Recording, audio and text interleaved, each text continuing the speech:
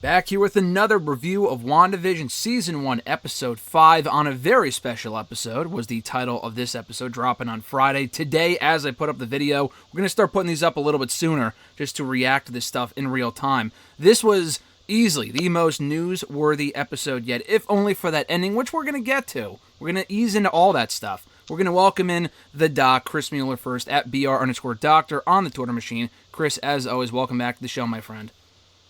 Oh, I'm excited to talk about this one. I know you would be, because like I just got done telling you before we went live here, you tweeted out, holy shit, first thing Friday morning. I'm like, well, I gotta go watch it now. I was gonna go do some other stuff first, but I'm like, I gotta go fucking watch it now. And I'm very glad I did to avoid all spoilers. This is an episode you have to watch without spoilers, without people, ruining it for you, blah, blah, blah. And I'm so glad I wasn't spoiled on this. But we'll get into all that momentarily. Before then, though, we got to welcome on Phil. Phil Lindsey, welcome back to the show, my friend. How are you? I'm good. Thanks for having me. Of course. We got a lot to talk to. And we got a lot to talk to. We got a lot to talk about, is what I meant to say. And we also got Jeff. Jeff, you joined us for the Thor Ragnarok review quite a while ago. You were on the Twitter machine at JeffJSays, correct? Yes, sir. Thanks for having me again, man. It seems like I come on these episodes when there's a extinction level event of comic book glory going on, so I love it. Absolutely. I'm so glad we got you on for this episode, because there's so much to talk about here. There is so much going on in this episode. And like I said, Chris, you wrote holy shit on Twitter, and I'm thinking, and sometimes I'll see that stuff, and then I'll forget about it, and like, oh, this is what he was referring to. I kept your tweet in mind while watching the entire episode, and it was a 40-minute episode. And I wasn't looking at the timestamp, so I don't really know when it was going to end. But when, like, this happened, or that happened, or they reference this person, that person, like, oh, that's probably what he was talking about. And then the fucking ending happened, and I'm like, that is exactly what he's talking about. So, Chris, take me through this episode, because I can't even begin to recap what we saw here. What stood out to you, that awesome ending? Why was this the best episode yet? I mean, there's so much to unwrap in this episode because a lot happened both inside and outside the town. Mm-hmm. I mean, we found out that, like, Wanda's powers are definitely more than just an illusion. Like, she's fully changing these things physically. And so, like, the outfit that Rambo was wearing when she went in, which went through multiple changes, mm-hmm. like, was still her bulletproof outfit. It's just, so we're finding out that none of this is just a facade. Like, she's genuinely changing reality. And then her kids aging up from babies to 5 to 10, all in the span of one episode. Like, that in itself would have been enough for this to be a crazy episode. Mm-hmm. And then we get Vision finding out a little bit more about the situation. He sort of gets in Norm's head and, like, frees him for a minute and then puts him back under. And, like, again, that would have been enough of a surprise to sustain a whole episode. And then at the end, Evan fucking Peters walks in like the goddamn Fonz, and is like, how about a hug for your brother? Like, I mean, my God, just the amount of shit that happened in this episode could have literally been stretched out over 3 or 4 episodes worth of reveals, and they just dumped it all right in the middle of the season. It's amazing. What does that even say? Because we have 4 episodes left. Does that tell you how much more shit they have left to, like, unveil and reveal that we have not yet seen? Like, for a second, I thought you were referencing when what we basically found out in this episode, which I'm not sure if you mentioned, she took his dead fucking corpse, Vision's corpse, and brought it with her to Westview. And we still don't know how she brought it back to life, because what I love about the show is that they're asking all the same questions that we are, like we talked about last week. On the whiteboard that Jimmy Woo was writing on, he writes, why hexagons? Are scrolls involved? And whatever, which are questions that people are already asking from the fan base. So, like, when they talk about that, Darcy brings up, wouldn't he need the Mind Stone? And they don't really resolve that, so we still, obviously, it's yet to be answered. But there really was a lot to unpack from this episode. And then she also references with the Evan Peters reveal. She goes, oh, they recasted her brother. which is obviously what we were all thinking with the whole multiverse thing. That was trending on Twitter this morning. Without giving away any spoilers, I already knew about it by that point, but you see this stuff trending, and then it makes more sense after you watch the episode. But there's a lot to unpack from this shit. So I'll start with you, Phil. What were your immediate thoughts on the episode? What stood out to you? What the fuck is going on here? So we kind of got like confirmation in this episode that the commercials are some kind of like it's some kind of callback to all of her trauma, because the first one we got was the Hydra one, then we got the Stark one, and then this episode we got Lagos. And it took me a second. I was like, Lagos. Why do I know that name? And that's the town that she accidentally killed those civilians in Civil War. So I thought that was interesting, and that makes me, that confirms that she is doing the commercials. And of course, we find that out later with the credits rolling down when she's basically trying to just like, yep, I'm going to bed, which was hilarious. That was so funny. And then of her exiting the Hex, and this is the first time in MCU continuity that they've called her powers hexes. Which I thought is a huge deal, because like they've never used that before. Yeah, that stood out to me too. They had yet to reference that up until this point, so I thought that was interesting. They had mentioned that too. We even see her come out of the world at one point and confront Hayward and Rambo, and she puts the mind control on all the other officers from S.W.O.R.D for a second. And I thought she was going to extend when she went back in, it looked like the portal, or whatever you want to call it, the boundary, the border, whatever, was going to extend, which it didn't. But that was cool too. There's, like you guys said, the credit scene was funny. She's got everyone under the spell, which Vision takes Norm out of for a second before putting him back in. They had teased that in one of the trailers when Vision does that to Agnes, which I thought they were going to do on this episode. It was that like Halloween themed episode, which might be next week or the week after. I would assume probably next week. But yeah, so Vision finally kind of catches on to what she's doing, and he also asks the question that he knows that she knows that there's something going on, but he was hoping that she also only really recently came to the realization and wasn't, in the know the entire time, which he obviously was. And he doesn't really get any answers on this episode aside from just questioning her. So there was a lot of progression here, some cool reveals. The Lagos thing, like you said, Phil, was very interesting. When they showed the commercial, I honestly probably wouldn't have made that connection had they not just referenced it. Like, it's a quick reference, but they do reference it earlier on in the episode. When they called her a terrorist, I think. They were like, oh, she was responsible for killing a bunch of innocent people in Lagos. So that was the only reason why I remembered that when they showed that commercial. But you're right, that confirmed your theory that she's been in control the whole time, and that each commercial has to do with like her backstory and her trauma and whatever, which is fucking cool. So Jeff, I'm going to ask you a different question. Not only your thoughts on this episode, but this is our first time having you here on the show to discuss WandaVision. What have been your thoughts on the show up to this point, and your progression in terms of enjoying it, watching it, finding out what's actually going on, etc.? Listen, man, I grew up on Nick at Night and all those old shows, from The Honeymooners to Family Ties, which is what the intro referenced. Okay, that's what I was going to ask. Okay, perfect. Family Ties. Once I saw the paintbrush, I popped. Paintbrush, yeah. I popped out of my seat, and it's the most deftly crafted sitcom drama horror show that I've seen, where it's a triple entendre, right? Because WandaVision is Wanda and Vision. We're seeing it through the eyes of Wanda because it's WandaVision, and it's TV. It's based off of TV. Yeah. So it's a triple entendre of what's going on, and it's sitting in multiple genres, and it just shows that storytelling wins. Mm-hmm. Whether it's on the big screen or the small screen, and giving these creators and these writers a chance to expand on themes that we've seen throughout 10 plus years of the MCU, and be able to expand them and actually, novel concept, use source material and expand on it and refine it to be able to show it on a TV show or a movie, instead of trying to completely flip it and do something that seems new, but it doesn't really hit like that. Mm-hmm. And so I love it, man. And I like the fact that it's only 9 episodes. I like that it comes out weekly. I think it gives people a time to adjust, to build, and let a lot of this sink in.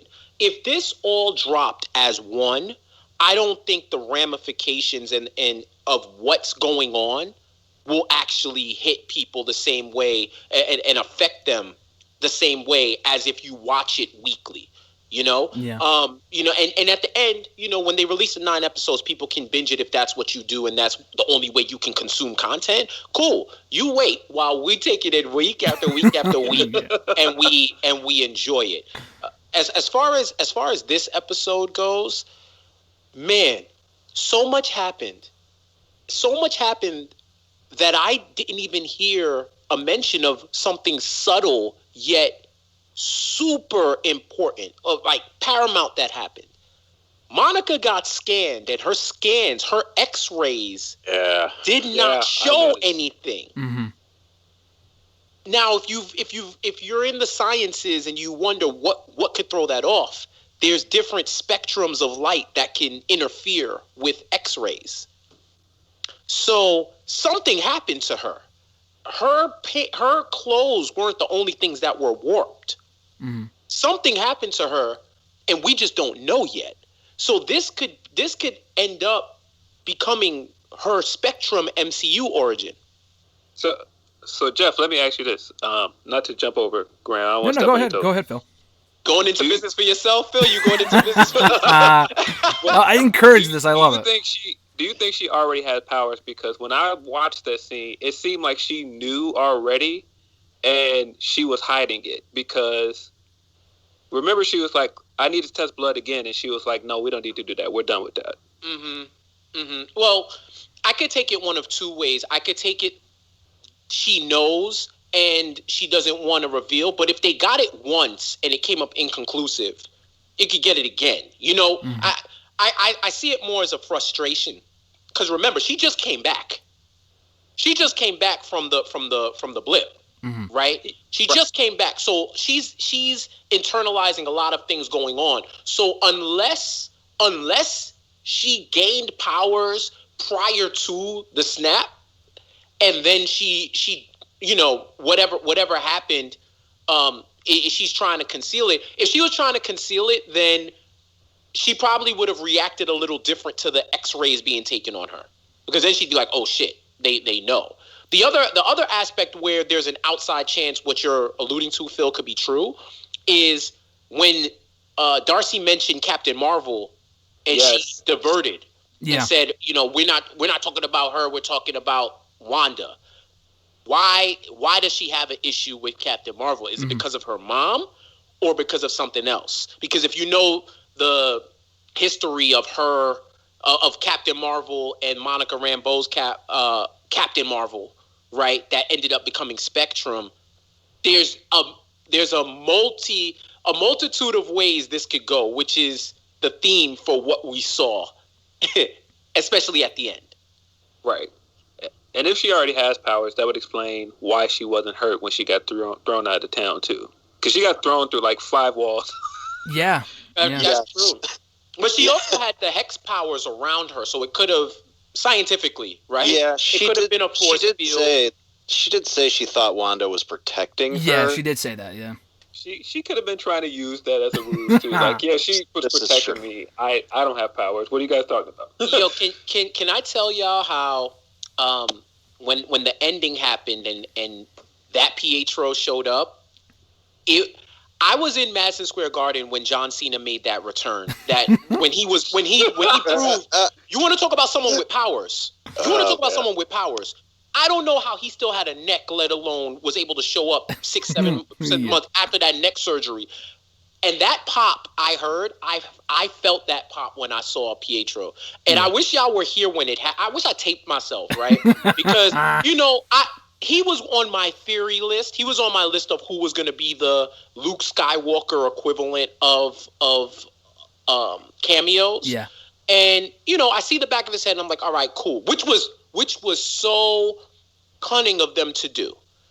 They showed the misdirection. They show the back of his head. I'm like, all right, it's Pietro. Then he walks in, and I'm like, wait, Like, it was bothering me. I said, is that Fox? That's not Fox. And then when Darcy said they recasted him, my mind exploded. I became the if there was any reason to use the Leonardo DiCaprio meme from Once Upon a Time in Hollywood, this was what it was made for. Because I was pointing at my screen like, hold up. Do you know what this means or what this can mean? So notice how that scene came within minutes of her having a talk to her children about how you cannot bring back the dead. I thought you were talking about Vision. She was, and also talking about the dog. Yeah, But yeah, at the the dog, same yeah. time, At the same time, it's like all of a sudden her brother's back right after she mentions Yeah, good point. not being able. And plus, Agnes was like, she broke character for a second when she's like, "You can do that." Yeah. So, plus the whole thing with Agnes in the beginning of the episode was crazy too. And she's like, "Should we take it from the top?" Yeah. Like she knows what's going on more than anybody else. It's nuts. Yeah. Yeah, no, she's obviously in on it too, but like Vision was like trying to like ask her about it and she was like, "What are you talking about?" which was great, but yeah, no, obviously so this opens up a whole world of possibilities in terms of the multiverse and whatever. And I thought that was really, really clever. It was just a really mind-blowing ending, and I think the best part about it, you mentioned, Jeff, that Luke Skywalker reference to Mandalorian Season 2. This is only Episode 5. Like, that was, like, the season finale, and this is only, like, halfway through the fucking show. Which is what I mean, like, there's so much more that they could do in the next 4 episodes. If this is what they're doing midway through the show, I would doubt that they would peak now and then only phone it in for the rest of it, because I can only imagine where they can go with it from here. Right. And Exactly. You know, it's crazy. So I'm going to ask you, Jeff, because we've discussed this before, Chris, Phil, and I in the last couple of weeks. Do you think there's a big bad on this show that's not Wanda, or is it entirely Wanda? So when I watched the scene with the terrorists, when they were classifying Wanda as a terrorist, I just chuckled because, you know, they do know the definition of terrorists, government organizations, and they pick and choose who they want to label as a threat. Yeah. Right?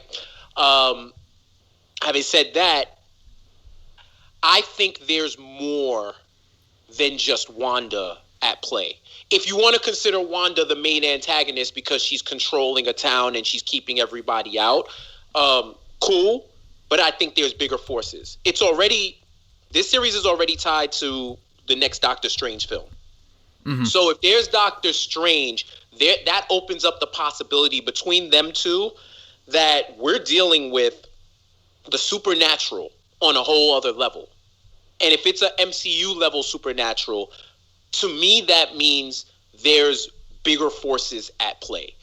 Agnes has already piqued my spider sense because she's aware. She has awareness of what's going on. Peak awareness. Some level, Not just I pop in and out.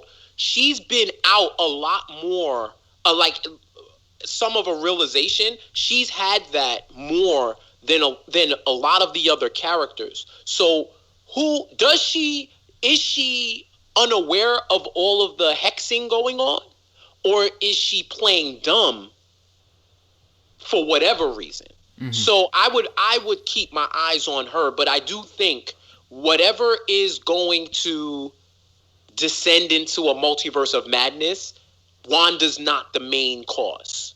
I don't think it's the main cause, because if she had nothing to do with that Pietro appearing, then one of two things are happening. Well, one of three things. Either her chaos reality powers have gone full Maximoff, and now she has no control. The snap and the blip, and all of the craziness they did to splinter the timelines into multiple timelines, something else happened to allow him to pass into a different time period or into a different Earth, or someone put him from the Fox X-Men multiverse Earth on that Earth to direct. Because remember, every time Vision has gained awareness that something is wrong, we get a reset. something happens. Either the set changes, we get kids, she glitches like it's an old Nintendo game, and we run it back. Something always happens. So he's been at peak awareness now, and now they were on the verge of a fight before Pietro showed up. Mm-hmm. And if she didn't do it, who did it? Yeah. No, that's a great point. Another thing I was wondering, too, after that reveal, this might sound like a stupid question. You guys know way more about this than I do. But why did she recognize him? Obviously, if it's not the same Pietro from Age of Ultron, she knew it was her brother, but obviously it's not the same guy. Why did she know that? And obviously, it's her show. She recasted the character, but she was still shocked when she opened the door. Why did she know, or how did she know who it was?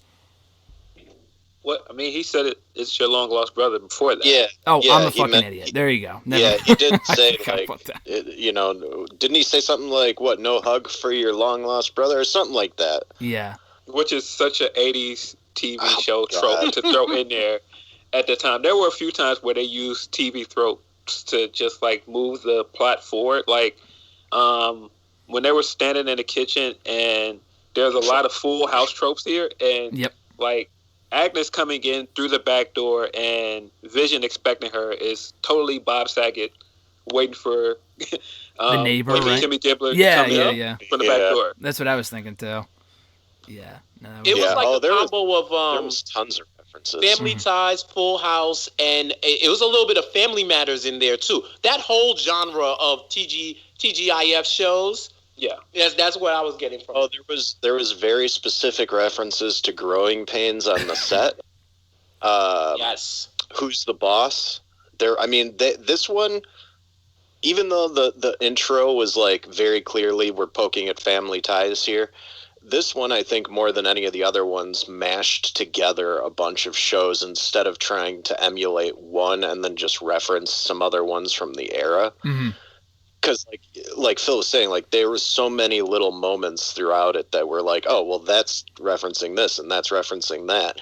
And I mean, even down to the twins' clothing was the color scheme of her and her brother from Ultron. Wow. How did you know that? That's crazy. Well, when you look at the one kid, he's like red overalls, red shirt. The other kid is in blue jeans with a blue shirt with gray and I think a green stripe, which is the same color as Pietro's sports jacket that he was wearing. Oh, okay. So, the kids' outfits were very mirrored to her and her twin brother's outfits in that movie. So now that you mention that, because the kids thing was another thing I wanted to ask you guys about, because she tries to make them stop crying when they're still babies at the beginning, and she can't. And we kind of got a sense, not in the last episode, but in episode 3, I think, that her magic doesn't work on the kids. So she tries to make them stop crying. She can't do it. I thought it was just like a matter of circumstance with the show, with her show and whatever, that they were aging up so quickly. But we find out in this episode they're doing that on their own. And they also referenced earlier on at one point in this episode, the backstory of Wanda and her brother and how they went through the trauma. Their family died their parents died when she was, or they were both 10, or at least she was 10 or whatever. Could they have potentially aged up when they were kids? I don't know if that was supposed to, because you mentioned all the similarities between her and her brother and then the two kids. Is that supposed to emulate what she and her brother went through and how they aged up, if that's even possible for her to do? I don't think they made that reference specifically. Like, I think her and her brother probably aged at a natural progression. Okay. Well, I was curious just because she had said to her kid, she's like, oh, you can't age up when you're going through trauma or something like that. After the dog died. Like, you can't just escape things. The bringing the dead back to life, you make a great point. Obviously, that was supposed to be like foreshadowing the brother. That just sounded like Vision to me, but you're totally right about the brother. So yeah, no, it's crazy. No, I thought this whole episode was wild. Is there anything that we haven't mentioned yet that we haven't gotten to, like any subtle references, like Jeff was saying earlier? I noticed when the kids aged up, Agnes immediately said, "You can't control the kids," and she said it in a joking way, but she was like, "Yeah, you can't control the kids. Don't try." Mm-hmm. I didn't notice that.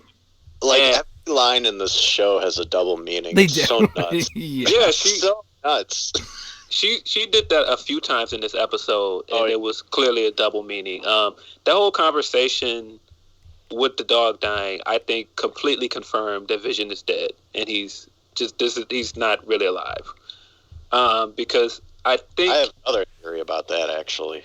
Because I think if she could have just brought the dog back, I don't know if she would have been so hesitant to do it, because she wasn't hesitant to do anything else in front of Agnes. And then just everything she was saying to them, like, you can't just, magic your way away from trauma. But believe me, I know. And that's essentially what she's doing right now, is trying to escape all of her trauma in this bubble. Mm-hmm. And then the other thing I noticed is when she came out of the bubble and she went back in it and she hexed it again, it didn't look like she was opening the bubble with her powers. It looked like she was changing it somehow. Like reinforcing it. That's kind of what I got the impression of. Like, she's basically like, nothing else is coming in here now. You've had your fun. Well, fuck off.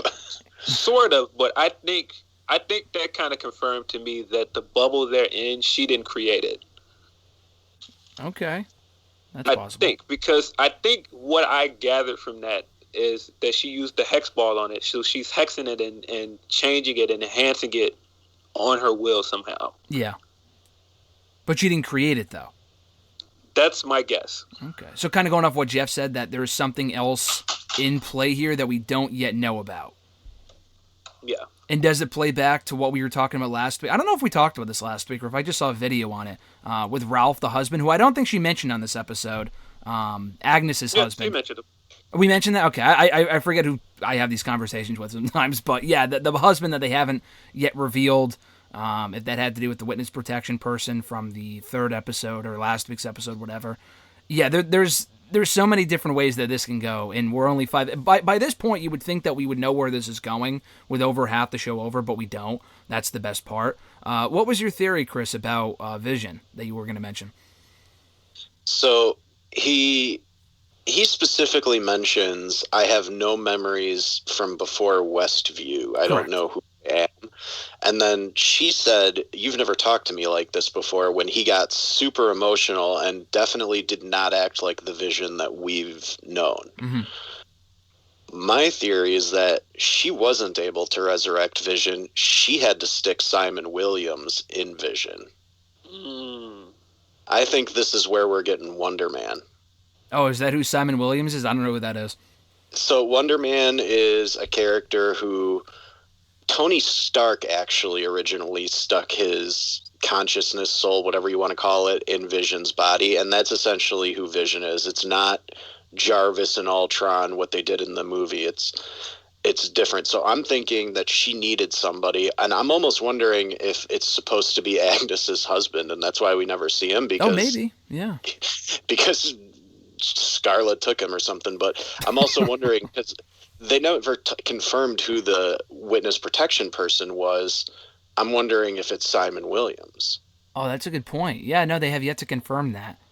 That's a definite possibility. That's just my theory, and what we saw with him getting emotional and talking about his memories, I think, is the Simon part of him coming out.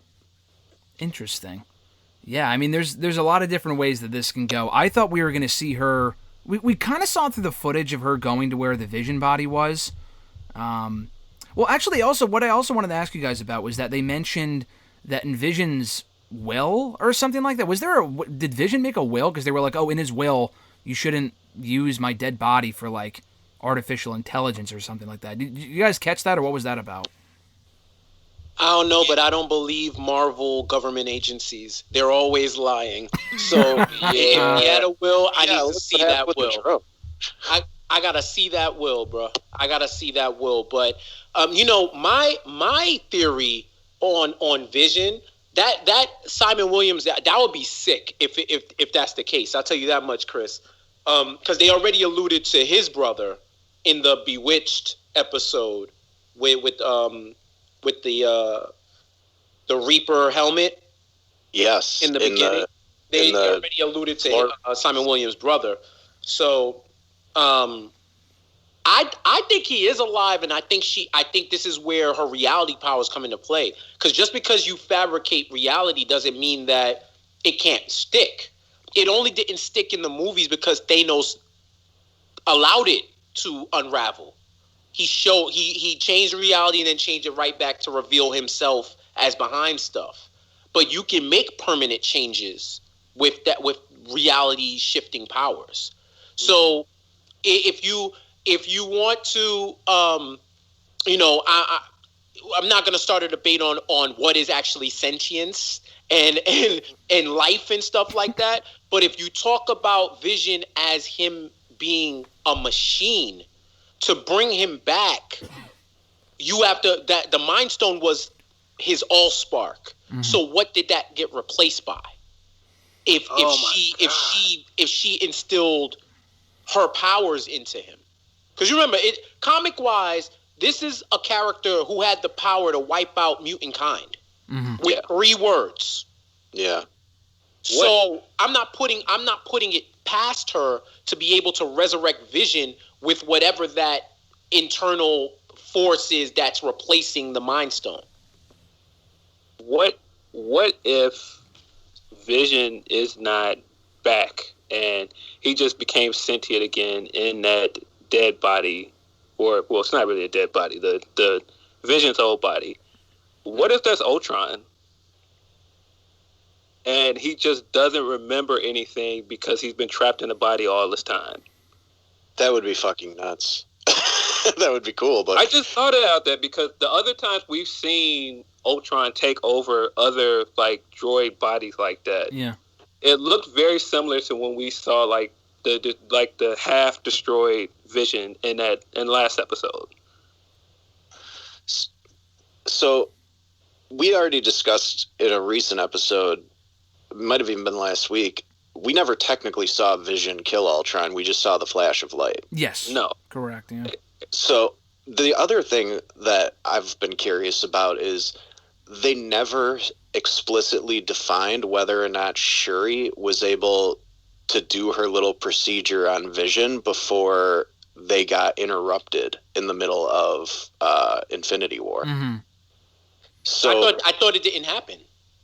Well, wait, are you like she turned, like when she saw the guy coming into the room, she turned around and finished something on the screen really quick before she grabbed her little gauntlet and started firing at him. I'm almost wondering if like maybe in the Wakandan database somewhere is like the actual Vision's like brainwaves or something, anything, any kind of remnant of him, and like at some point maybe that'll get put back in if they pull Simon Williams out or something, or if Ultron gets defeated or whatever it ends up being. I don't know. That's what's awesome about this show is like all of us have these different theories and none of us have any idea what's going on. And when's the last time any Marvel project gave you that kind of mystery? Yeah. Well, yeah, it's difficult to give that type of intrigue in a movie.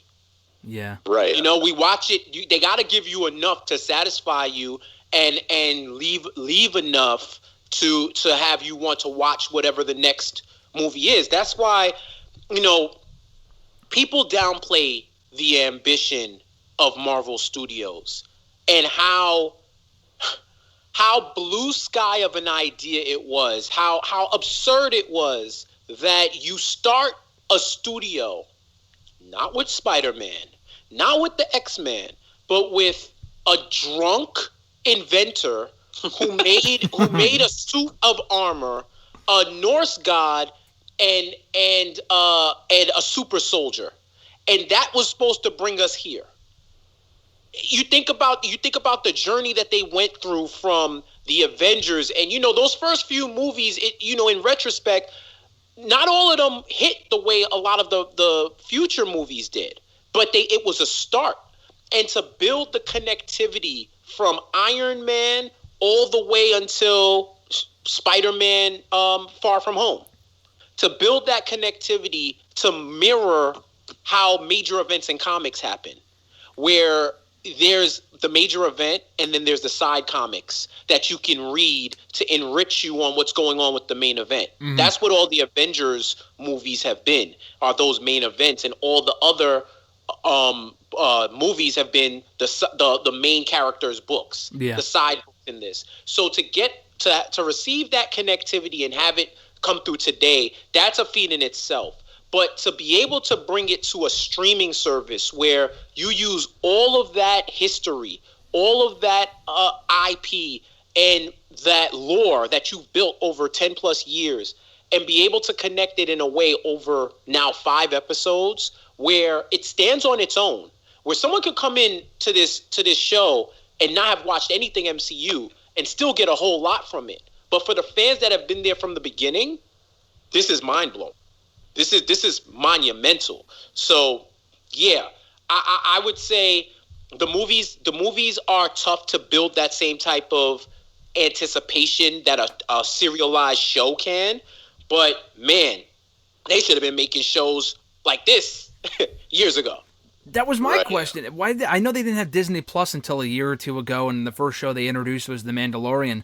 But obviously I know they've had other Marvel shows, including The Punisher, which I've yet to watch, and that's a whole other conversation for a different day. Why didn't they do MCU-related shows like this one a lot sooner? Because the MCU's been around since fucking 2008. It just seems... I mean, I'm glad we're finally getting it. Better late than never. But why now? The business reasons behind it was Marvel TV and Marvel movies were both under 2 different people. Okay. Yeah. And then Agents of S.W.O.R.D. was not as successful as ABC and Marvel and Disney and all them kind of thought it would be, even though, in my opinion, like after season 1, that show got awesome. Mm-hmm. The stuff on Netflix, they would allude to Captain America or Thor, the Hulk, but you never got to see those characters, and you never got that level of interconnectivity like Jeff was saying, because I mean, unless Charlie Cox shows up in Spider-Man, you know, those stories all just feel like their own separate little Marvel universe, totally aside from the main stuff, which is fine. But, it's just amazing to me that this show has managed to be like one of my favorite Marvel things. We're already halfway through. We haven't even seen somebody throw a frickin' puncher, like a gun. Like, this is good because of like the writing and the acting and just the mystery of it.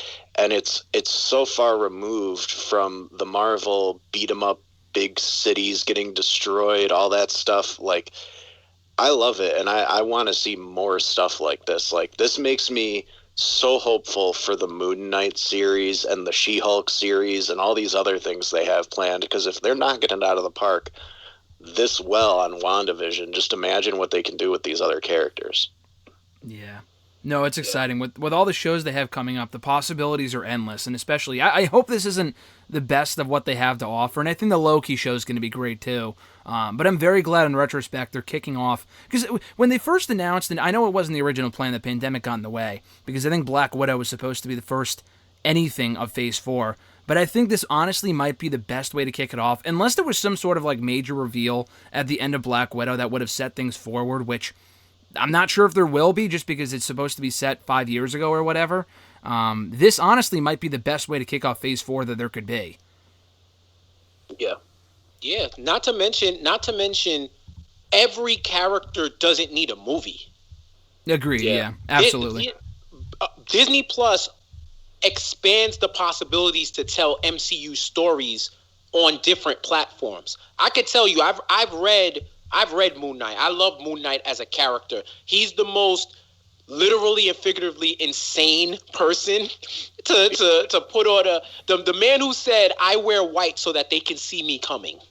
So that that the enemies can see me from afar coming to kick their ass. Right? Like, this is Moon Knight. Multiple personalities Moon Knight. Do I think they could finagle a movie? Sure. But why not tell it serialized, get that character more familiar with the audience, and tell a story that you a more enriching, long-lasting story that you could tell in 9 episodes that you would have had to rush or follow the origin story formula for him in a movie. And then what you do is you build these characters up, you ingratiate them with the audience, you connect them with the A-list characters. It's just like the comics. Eventually, they're on the table to appear anywhere, anytime, any place in a movie. Mm-hmm. This is I don't know if this was their wildest dreams when they wanted to create the Marvel Studios, but bro, they're doing this. They did this without Spider-Man and the X-Men primarily. Yeah. Which is and the Fantastic Four. Unfathomable. And the Fantastic Four. Because and I remember y'all had brought up Ultron before, the fact that we didn't see him we really didn't see him get completely defeated. He's somewhere in space.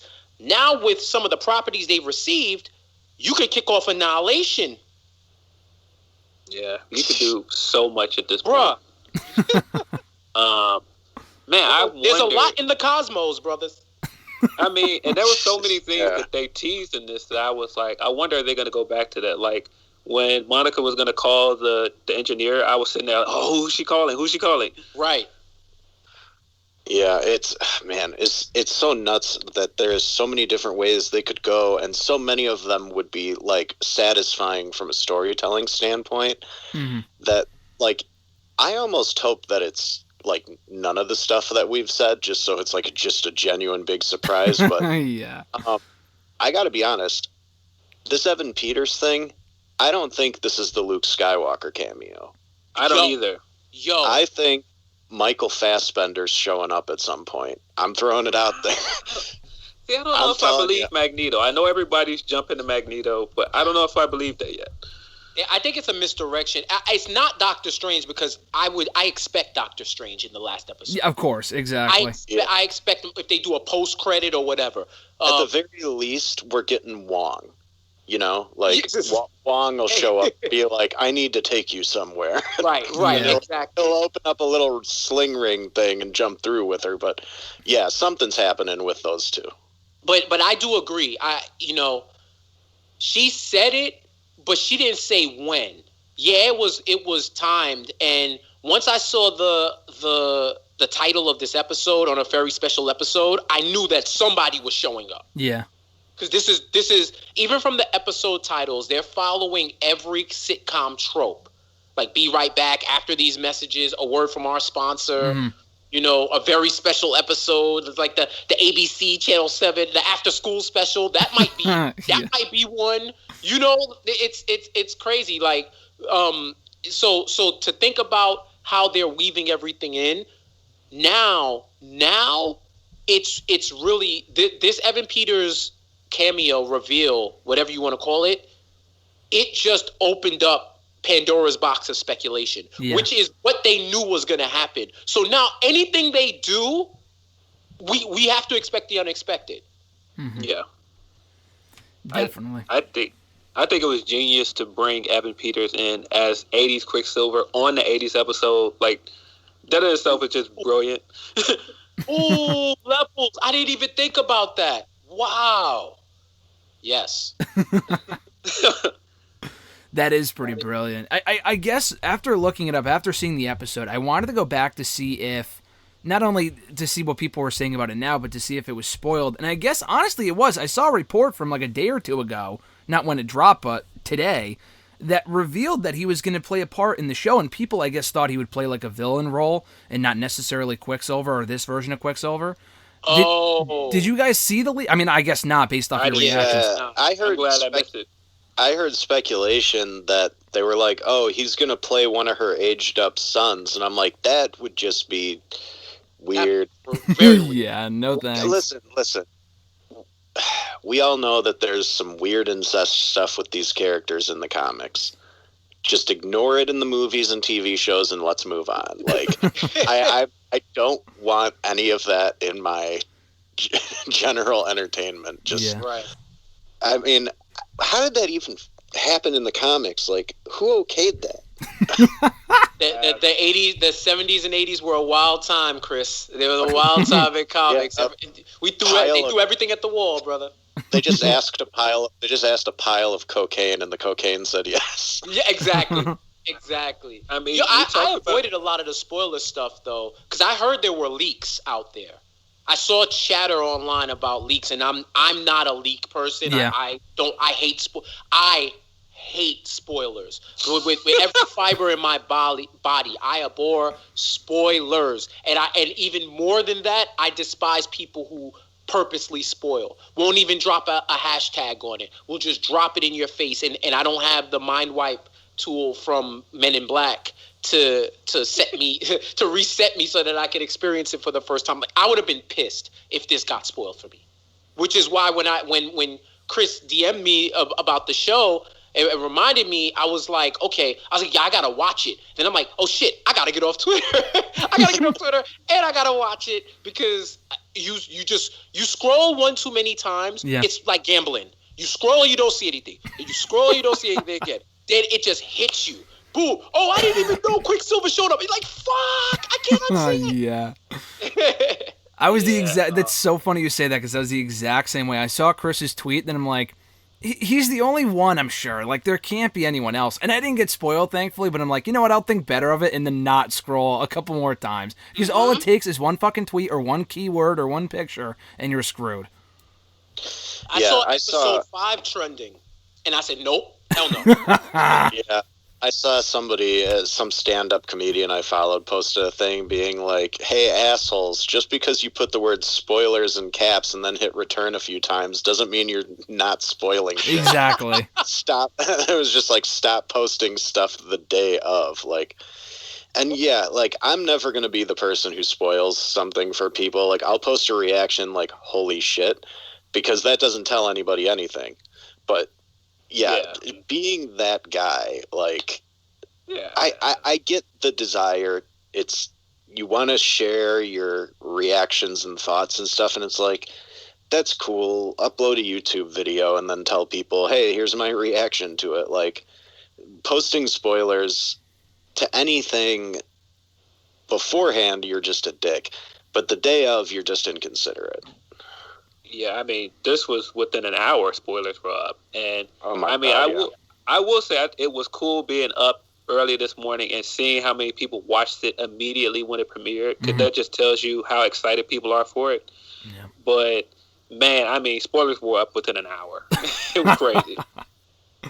I heard they were up at like 3:30. Like, people stayed up to watch it. Yeah. Yeah. Bro, it's a nasty world on them social media apps, bro. You got to get out. You got to once, and you know, I don't get mad anymore, because the game is the game is the game. I review Power, and Power drops their episode Saturday at midnight, like Sunday morning, midnight, whatever. And the rules are the rules. People, the showrunners, the actors, everybody asked folk, could you please not spoil it until it airs after 9 o'clock? People don't care. So I knew Saturday Sunday morning, 12:01 a.m. If I'm not watching, stay off. Stay off, because people just are so compelled to tweet about an episode right after they watch it, regardless of whether or not anybody else is going to watch. Even with live stuff, right? Mm-hmm. If you know that it's going on and you can't watch, you got to stay off social. Yeah. Or tweet from your mentions. Something. Yeah. Yeah, I mean, that's what it was like with The Mandalorian, too. Like, this is the first episode of WandaVision that I didn't watch within an hour of it dropping, because I actually went to sleep at a normal time last night.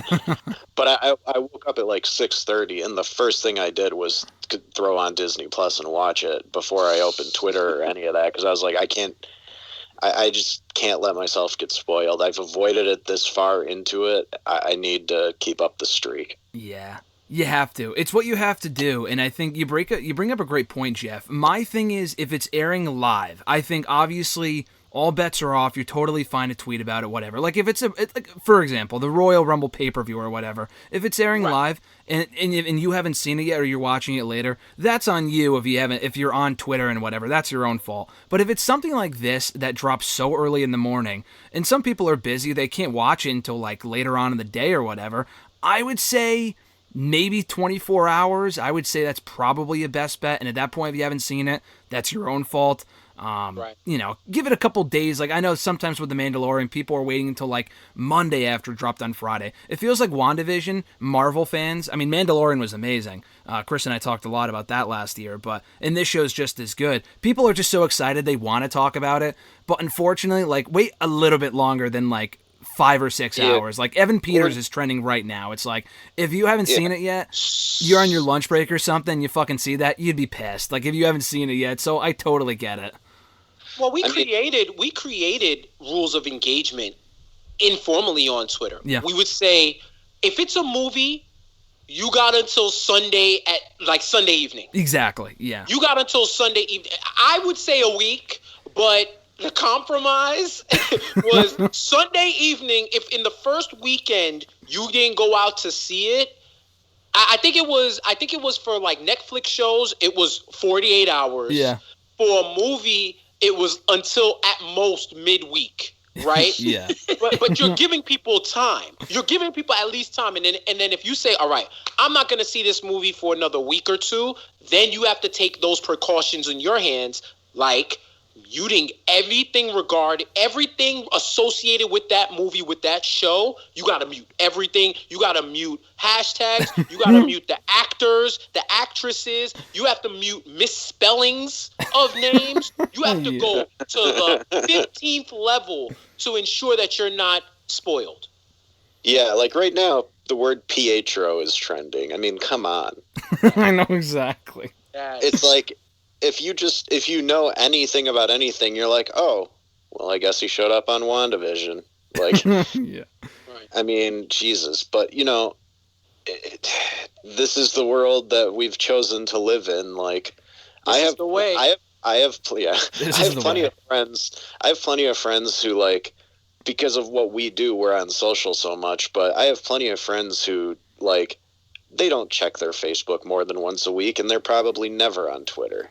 Mm-hmm. So, like, for them, spoilers aren't really a big factor unless they're perusing, like, a Google News headline thing. But, man, it's just so crazy how quick, like, everybody wants to be the first one to react to something. Yeah. And I understand that in this culture that carries weight, but it's like, to hell if I'm going to be the person who everybody's calling a dick for ruining their experience. Yeah, I agree. I just don't get the leak shit. Like, I know these websites or whoever's leaking it wants, or whether it be Reddit or whatever, want to be the first people to leak it out to everyone who doesn't know. But why would you want to ruin that for people? I've just never understood that, whether it's wrestling or this type of shit. I've just never understood that, because it lessens everything. Just because everyone knows doesn't make it that much better. Like, maybe you get too excited to see it, but I would rather just wait to find out until it airs. Yeah. Get those scoops. Exactly. Yeah. Oh, yeah. Yeah. You got to get the clicks and stuff. Like, yeah. And the websites that I follow on Twitter, I appreciate that most of them won't put spoilers in their headlines. Yeah. So you have to click the article and purposely be spoiled if you want to. Yeah. So, like, you know, some of the websites that just cover general comic book and comic book character stuff, most of them will literally redact names with the word spoiler in their headlines, which I appreciate. But, man, it's like this show, the fact that they've kept as much under wraps as they have, like, they're taking insane levels of security with this stuff, and it's awesome. Yeah. I hate some of those headlines, though, where it says, "You won't imagine who showed up." Blank showed up. Oh, Blank my God, ran yeah. into this episode of WandaVision. Oh, I wonder who the hell it could be that ran into this episode of WandaVision. Yeah. Exactly. Like, come on, y'all. The clickbait headlines are going to be crazy after this one. I know the views are scarce, but shit. I mean, hey, you know, like I said, everybody wants to be the first one to get it out there, and, you know, you run the risk of pissing a lot of people off that way. That's all I'm saying. Yeah. Well, one final question for you guys. Well, first of all, I completely agree. Second of all, one final question before we wind down here. Pietro, Evan Peters' character, is this a cameo or is he here to stay? Chris, I'll start with you. I mean, we're getting him for at least 1 to 2 more episodes. I would imagine. Like, they're not going to have him show up and then the next episode he won't be there. What I'm curious about is, so Phil, you mentioned earlier how like Wanda tried to roll the credits to end the conversation and Vision sort of busted that up. And then he said, like, specifically, you know, you can't control me the way you can control everybody else. So I'm wondering if they're going to keep switching settings moving forward, because like clearly he's onto it. So does she really need to keep resetting stuff at this point?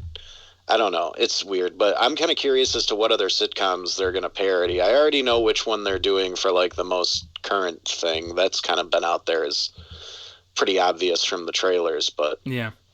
Like for the 90s, it's like, are they going to try and do like a Seinfeld or a Friends situation? Like, is her little? When I looked at the trailer, that makes more sense because it's family.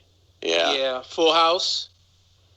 Yeah. There were a lot of Full House in this episode. Like even at the end of like the credits when they ran down the hill and they had the picnic on the grass that looked very Full House like. Yeah. Yeah, plus just the two little twin kids, like everybody associates Mary-Kate and Ashley with Full House, but I also think Elizabeth Olsen might not want a ton of references to that stuff. Like this is her thing. Marvel is hers. This has nothing to do with her sisters, and if in my opinion, Marvel is what has allowed her to establish herself as the most talented Olsen. Yes. Like there's no question anymore. Well, like, I would say, you know, if real life didn't interfere and you didn't want that press, the Cosby Show would have been a shoo-in for one of these. For one of these, it would have had to be. Yeah. Fucking Bill Cosby, man. But yes, no, that's not happening. And if Marvel don't got Mickey Mouse cannot allow that to happen. Above all, no chance. Mouse cannot allow that to happen. He has to push the button. But if we're talking about the 90s, man, I think Modern Family is gonna be one. It looks like Modern Family. Yeah, definitely. Absolutely. Which oh my god, if it's Modern Family, oh man, but. Damn, they could go so many ways. I'm holding out hope this is not happening, but I'm holding out hope that it's Martin. It's not happening. But if it did, I promise you that would be the greatest episode of TV in the history of TV. Like, I'm crying laughing right now just thinking about if they spoofed Martin. Only if they filmed it the same way they filmed the final season of Martin, where you never see Martin and his wife in the same room because the actors fucking hated each other. That never happened. That season never happened. Yeah. Oh man. There's so many ways they could go, and if they follow each decade, it's like the 2000s is the one that's the most up in the air for me, because Modern Family would be the 2010s that they'd be referencing. Yeah, that's what I was thinking. Yeah. Like, what were the big family shows from between 2000 and 2010 that they could use as subject matter? Like, when was Roseanne? Did they do that in this episode, or was that another? Roseanne was late 80s to early 90s, okay. So that'll probably be the next one. Interesting. But like from 2000 to 2010, what were the sitcoms that were really big? I'm trying to think. That's a good question. I used to watch Family Guy. Family Guy. A fully animated episode of WandaVision would make my life. How I Met Your Mother. I'm looking at when they started. I just looked it up right now. Modern Family could technically count as the 2000s because it started in 2009. Okay. I'm just trying to. Malcolm in the Middle. Okay, that's with the kids. Yeah, that would be amazing. Everybody Hates Chris. Yo, yes, yes. Boy Meets World is 90s. Yeah, but they could still. There's so many ways they could do it. If we're sticking with just straight sitcoms, man, it's so damn dude. There's a lot of TV. There was a lot of TV, bro. But that's the other thing. A lot of these shows cross over into generations. So There's another they did The Office. The Office. You just go to Vision's job for a whole episode, and it's just the entire episode that he can't get out of the office. Just him and Norm doing Jim faces to the camera. They already established his boss is an asshole. That guy could probably play a good Michael Scott. But there was another sitcom that I'm pretty sure I saw a reference to in one of the trailers, Step by Step. Oh, yeah. Wow. Yeah, so that's heavy TGIF. Yeah, I'm wondering if that one will maybe be incorporated into the same one as the Roseanne, or if that'll maybe be a different one, because I could totally see Evan Peters living in a van in the backyard like Sasha Mitchell. Like Uncle Cody back there, and he just comes out and says some dumb one-liner and then goes back in the van. Like, I would love it. Yeah, there's a lot of different ways they can go with the show, and they have 4 episodes left, so they have plenty of time to explore a lot of the other different sitcoms if they want to. And I was worried after the last episode that they would kind of move away from that, and that it would be more so the stuff happening outside of the bubble. But they did a great. I gotta say this. I didn't say this earlier, but they did a great job of doing both, of showing us both what's going on in Westview and outside of it too. There was a nice combination. It was a nice mixture. So hopefully that can continue in the last 4 episodes. But as we wind down, or sorry, go ahead. Was Agent Wu flirting with Monica when he comes in and he says, "How are you doing?" and she says, "Back to my old self"? The way he responded was like, to me, it looked very flirtatious. When he was like, "Oh, that's a good person, that's a good thing to feel," or something like that, or whatever he said. Or that's the best we could ask for, or something. Yeah. Like, and he said it with this big smile on his face as he was handing her a coffee. Maybe. That's good speculation. I feel like that's just how he is. I don't know. It's like I'm looking for all the sitcom tropes. So like characters falling in love is a sitcom thing. But like I also thought he was flirting with Darcy a little in one episode. So maybe it's just he's just such a nice guy that's what happens. Yeah. I think that's what it is. But if anything, I'm so happy for Randall Park, man. Like yeah. This show making his character more important in the MCU, I could not be happier. Like, I want him to be the new Coulson going forward. I just want him to pop up in everything. Like, he's just so fun.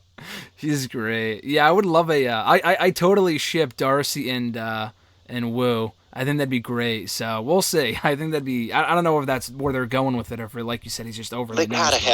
They gotta put him in Ant-Man, and they gotta make it like him and Scott have to be friends. Like they've become friends since Ant-Man 2. What if the first scene? What if the first scene of the movie is the two finally going on that dinner date that they were teasing at the end of Ant-Man and the Wasp?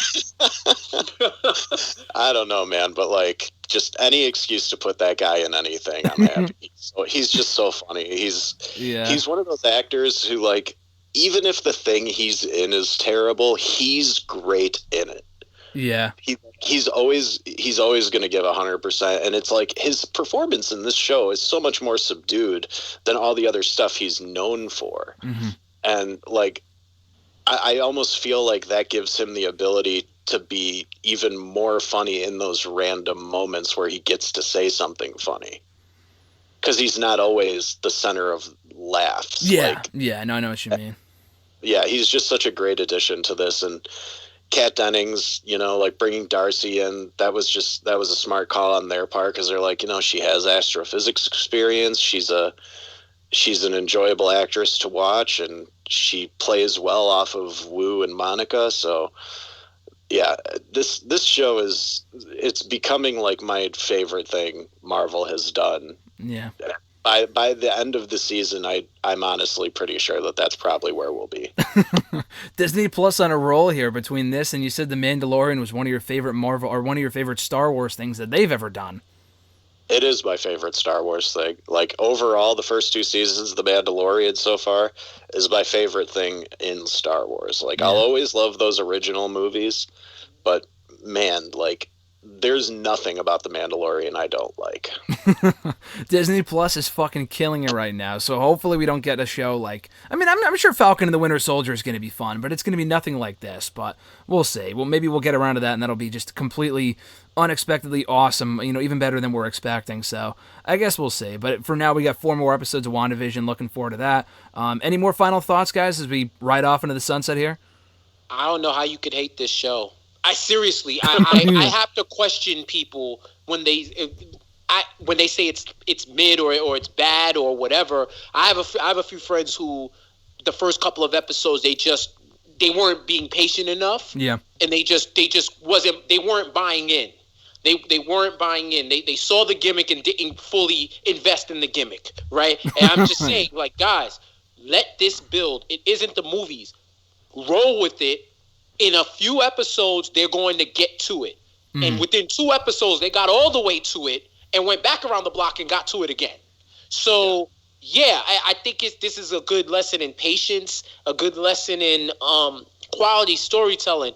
And I have to question people's tastes if you're telling me this isn't, aside from, and I don't stand like that, but any type of allegiances, whatever aside, I don't know how you watch these first 5 episodes and think and don't enjoy it. You feel me? Like I don't get it. The only thing I could see being an excuse is like you said this, Jeff, and Phil and I have talked about this on previous episodes. Like we all grew up watching these old sitcoms on Nick at Night, so all this stuff, like it like the Bewitched episode. That like spoke to me because I loved Bewitched as a kid. Dick Van Dyke, I loved that shit. Lucy, all that stuff. I could see like a 22-year-old who didn't have that experience or just didn't care about those things, not caring for all the setting stuff. But like even just on a storytelling level and a level of like the mystery and intrigue it creates, this show is just it's on its own level above all the other stuff Marvel has done in terms of just uniqueness and creativity. Like, if you're not on board for that, at least, like, just get out of here. Yeah. Yeah, if you don't like this show, then you're just looking for a reason to complain, I feel like. There's no way that you can watch all 5 episodes and not like what this show is. I can almost understand, like Jeff was saying, like the first 1 or 2, like they're not really buying into it. I had a couple people asking me about that. But like by this point, if you're not sold on it, then just stop because you just don't get it. Were you going to say something, Phil? I can't even see how you wouldn't be excited for what this is building. I mean, just the fact that we have Monica Rambeau on a TV screen is insane to me. I mean, and just so much other stuff that they're setting the table for. I mean, they're clearly setting up Young Avengers in every way they can. Oh, yeah. There's no way that they're not going to age the twins up to teenage years by the end of this show, and they're not going to be still around. Listen, I'm just waiting for the Great Lakes Avengers because I'm still waiting on that Squirrel Girl show they promised me. Shout out to Mr. Immortal. Oh, man. So that's Graham. I don't know how much you know about that, but Phil and Jeff, like you guys are big Marvel guys too. I'm sure you probably know. Like they were gonna do another Marvel show. What was it, New Warriors or something? Mm-hmm. Yes, with Squirrel Girl, and they had cast Milana Weintraub, who's the AT&T girl in all the commercials. Oh wow! And she's super funny. Like I don't know if you ever seen her on. There was a show Chris Hardwick used to host called At Midnight, where like yep. She was just always the funniest person on the stage every time she was there, and she was going to play Squirrel Girl, and the casting was perfect. They filmed a pilot, and apparently everybody loved it, and then for some reason nothing happened with it. She's gone on to voice Squirrel Girl in all those Marvel shorts that they've been doing with like Spider-Gwen and Miss Marvel and stuff, but like give me a live action Squirrel Girl for fuck's sake. Like we're getting Wanda like changing reality and turning things into sitcom. How ridiculous would a girl with a squirrel's tail be at this point? Dude, was it for TV or was it a movie? It was going to be a TV show. Permulator. Permodal. That's exactly what there's your answer. Yeah, but this was being developed at the same time as like The Runaways and Cloak and Dagger. Okay. And so those shows made it, even though Cloak and Dagger, I don't think there was much connection to the MCU, if any. Like, The Runaways, I guess, referenced it here and there. I didn't watch all of The Runaways. I kind of got out of it after the first few episodes, but, like, they were going to make this Squirrel Girl show like she was going to be the mentor of all the young people on the team, and it was going to be MCU connected at like the way they wanted Agents of S.H.I.E.L.D. to be. And it just never happened, and I'm so sad about that because, like, Milana Weintraub, for one, just, she's funny, but, like, that character, come on, like, she's one of the few people who beat up Wolverine, for Christ's sake. Like, I want to see her on my screen. Yeah, we got Groot and Rocket. There's no reason why we won't get like Squirrel Girl and some of these other obscure characters at some point. Like they built an entire universe off of obscure characters. Yeah, and the obscure characters have become their biggest merchandising plays. Like, yes, how many Groot toys did we see after every single Guardians and Avengers movie that he's been in? Like, almost as much Baby Yoda stuff. I'm pretty sure I saw like a little potted Groot that dances for like $19.99 at Walmart. It's like there was so much stuff, and Squirrel Girl is one of those characters I think that could do. Marvel obviously is big on establishing new female superheroes right now. So we're going to get Ant-Man's daughter. We're going to get Kate Bishop. We're going to get She-Hulk, and so Squirrel Girl, I think, would be a great addition to that roster, but, you know, whatever. It is what it is. I've never heard of the character. I am intrigued, though. I still have to watch Daredevil. That's all I'll say on that. Look her up. She was basically designed for comic relief and ended up becoming just super popular. And, like, doesn't she go on adventures with, like, fucking Deadpool sometimes? Yeah, she's super over the top. I could see her ending up in the next Deadpool movie. I was just about to say, yeah. That would be great. I mean, we already know, like, I don't know if this is spoiling anything, but Ryan Reynolds has signed a Marvel contract. We're gonna get Deadpool 3. It's gonna happen. Yeah, that was common. That was publicized. Yeah. So, and it'll be MCU, so it'll be post whatever ends up happening here soon, whether we get a reverse House of M, multiverse colliding, and they pull a DC New 52 and just throw all these worlds together. Who knows? But I'm just so excited for what it is because, like, there was a period of time there where it did feel like every Marvel movie was about some world-ending disaster. All the fight scenes kind of started to look samey, except for maybe the Doctor Strange movie. And, like, if this is the direction they're going, like, just sign me the fuck up because, the more unique projects they do and the more creativity we get, the longer this stuff is going to go and the less people are going to talk about superhero fatigue.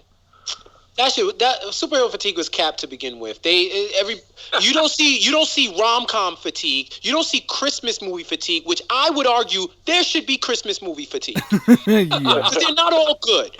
You don't see action movie fatigue. In fact, I'm waiting for Fast and Furious to go to space. I hope they go to space before it's all said and done. They will.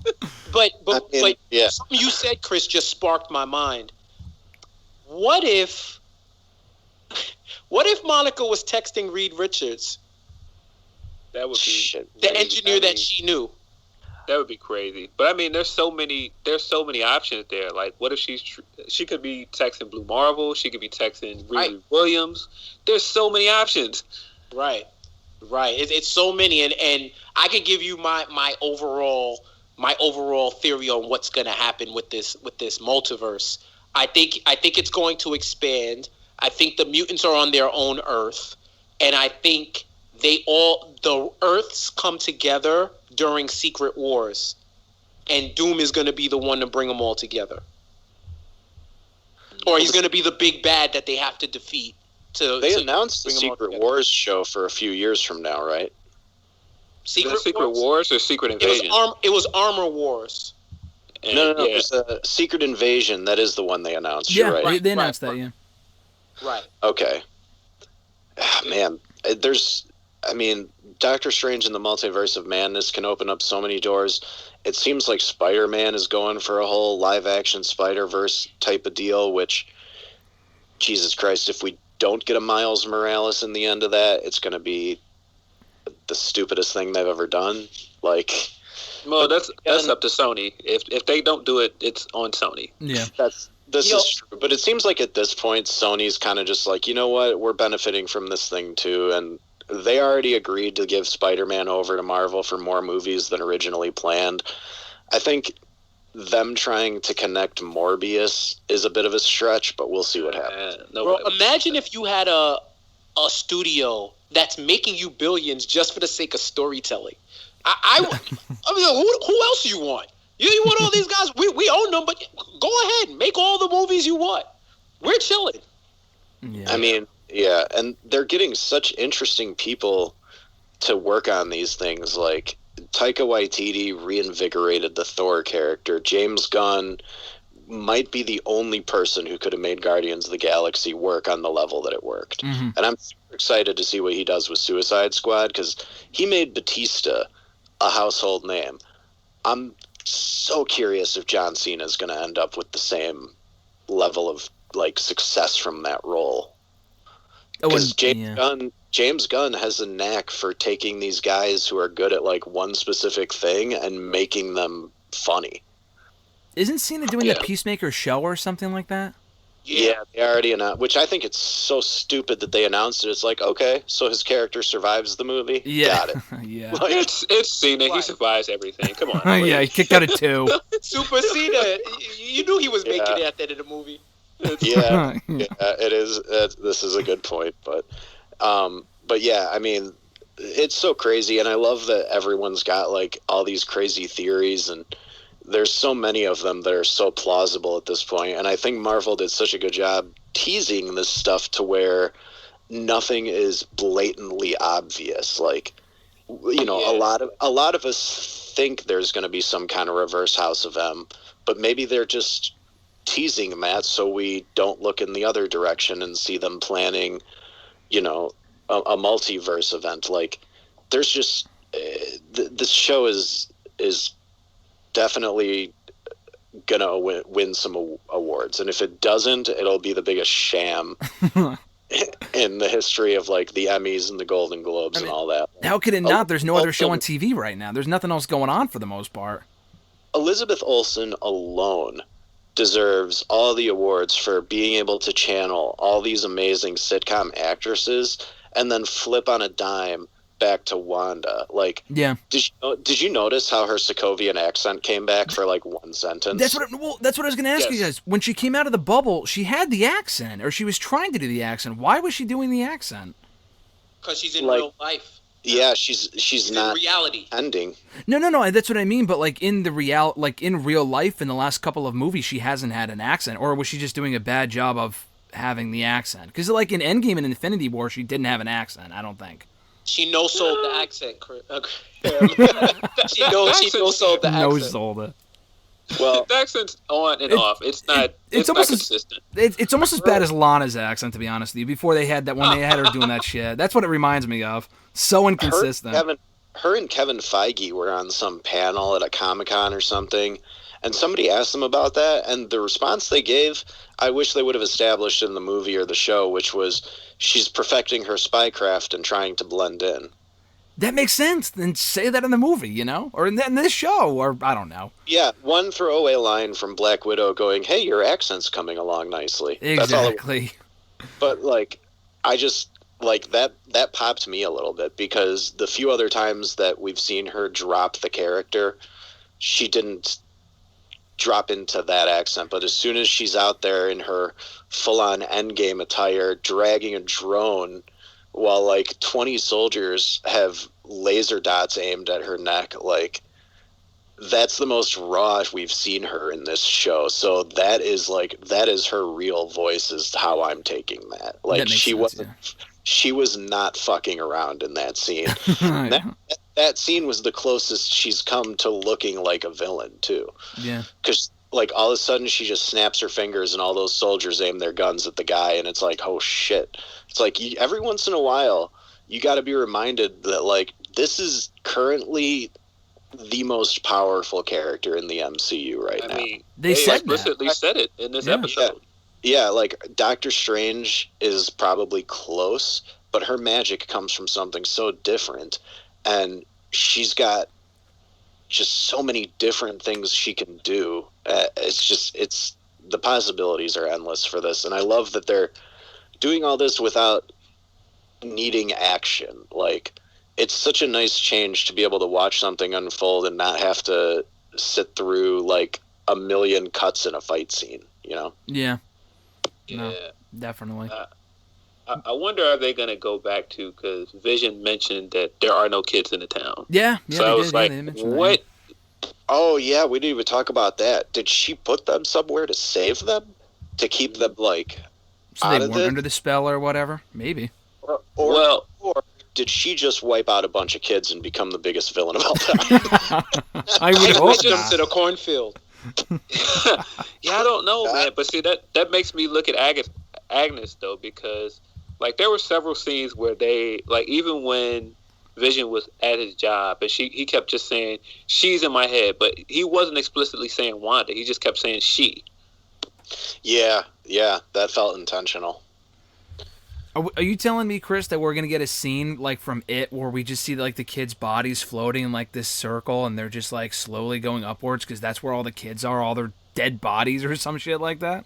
Oh, God. I would applaud the size of Kevin Feige's balls if he made that decision. On a Disney platform. Yeah, on a Disney platform to have a mass child murder, like, Yeah. I don't want to see it. But if they went that direction, I'd be like, you know what? It's a risk, and they took it, and I'm here for it. So we're gonna get we're gonna get a scene where Wanda's killing all the younglings. Then.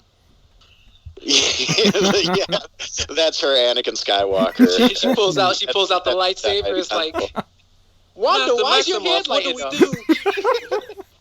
Oh my God! Maybe she just mentioned the wrong Skywalker moment, and that she That's what it is. Yeah. Oh man! Could you There's imagine? an Anakin moment coming up, guys. Oh man! Or she's just referencing like Luke Skywalker finding his parents burned alive, or step-parents, or aunt and uncle, whatever they were to him. God, I would love to see it, but I'm not sure if that's where this is going. But you never know. At this point, we have no idea what's going to happen. It's completely unexpected, and I'm fucking loving the show. And I'm loving breaking it down with you guys every single week right here on the YouTube channel at school. Go ahead. They didn't have drones like that in the 80s. What the hell was that thing? That you know of.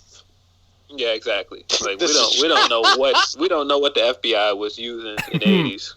That looked like they shrunk an actual jet from the 80s and just made it a drone. Yeah. I don't know, but like as soon as the one agent was like, "Take the shot," and her eyes turned red, I was like, "Oh shit!" Like stuff, like the fact that they held back on doing any kind of major action set piece at that point. I was just like, I'm so curious now, like because they clearly are cut off now. It seems like she's basically saying like nothing else you try and send in is going to get in. Yeah. And oh man. Yeah. If anything, I know a lot of people were saying this was a big heel turn for Wanda. This felt like a big heel turn for Hayward in a lot of ways. Absolutely was. Yeah. Well, they planted the seeds last episode. If he's not a heel coming out of the show, then what are we doing here? Like, because that's clearly what they're building up. There's no way I can like this guy. He did. He made his case, though. She stormed a government facility, may have hurt people taking shit. We don't know. We only saw a few seconds of that. And she's holding thousands of people hostage. Like, that is the situation where you call in a sniper. He can't do that. So this is his next best option. Like, I don't necessarily think he's a terrible person. He's just the fallback guy who's there to make the dumb decisions so Monica can save the day when it's time for her to make the right call, you know? I agree. And not to mention, all jokes aside, cutting him some slack, they just suffered an extinction level event. True. 5 years ago. So now everything is code red. And and once again you have a city that's been under control by a metahuman. I understand why he's going for the full measure here, because who knows if this is the next Thanos, right? Yeah. You don't know, and at this point it's like peak superhero supervillain hysteria right now. Mm-hmm. Yeah, but see that goes back to my Monica thought and why she will hide her powers, because the Accords are still a thing. Yeah, they mentioned that. Yeah. They also mentioned resurrection being outlawed.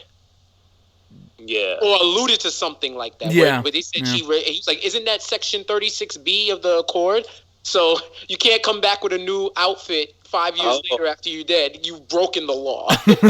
Oh, yeah. I took that as the section of the Accords had to do with Vision's living will that he wouldn't be used as a weapon after he was. That's what I thought that was in reference to, because those things were right next to each other. But yeah, that's a really good point. Yeah. It's very possible that is what they were talking about. Just another reason to rewatch. Yeah. I always watch the show twice before we record these, because I'm always like, I start looking in the background for little things. And like I noticed, did you notice how Sparky the dog almost died before he died?